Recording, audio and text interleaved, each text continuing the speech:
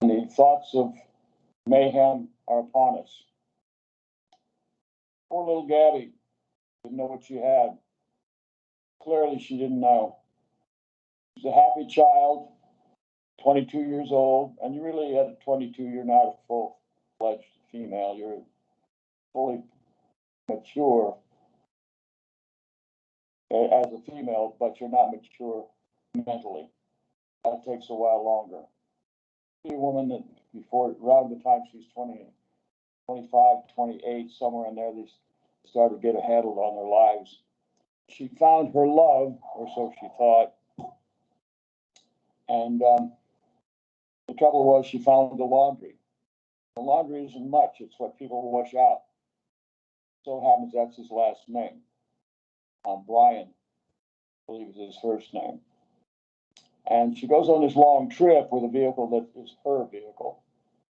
And lo and behold, he comes back without her. After a series of absent phone calls from her family and so forth. And we talked about all this before. The speculation now, what happened?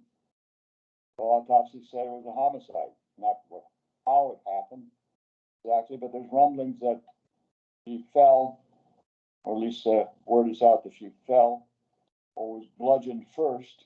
Whatever the manner of death, he was involved, and with some disregard, left her body where it was found and went away with her vehicle. First, he hitchhiked away, where it is among different people. Maybe not taking that vehicle for a while, but then taking it and heading back to Florida, to Venice, Florida. And the parents welcomed him. And a few days later, they decide to take a trip. And that's the neighbors. They watched him pack a camper to live in, I guess. Small one. Not sure how big, but enough that they could drive off with it 3 days. And then they didn't see him anymore.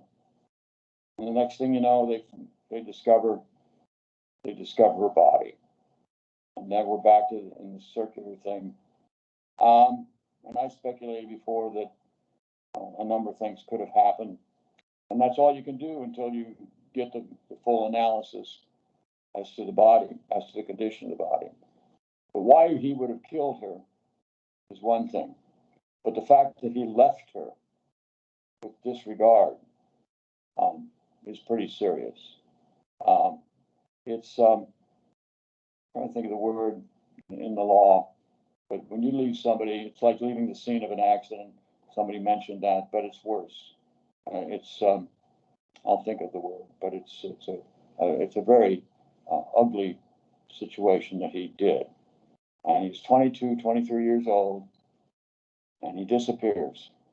And the parents protect him, or at least pretend not to, by telling the authorities, the FBI is involved, and the local authorities go plunging into the Carlton tract.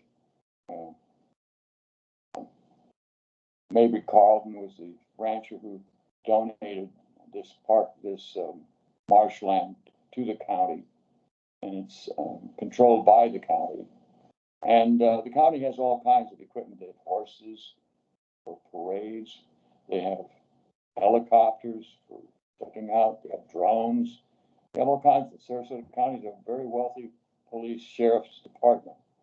They also now have an underwater vehicle that can look under the water.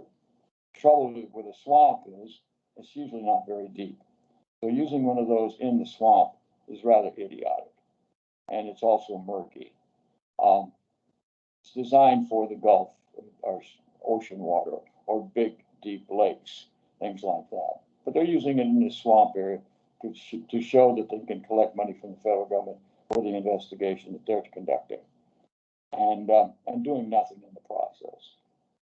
So they're really kind of pathetic.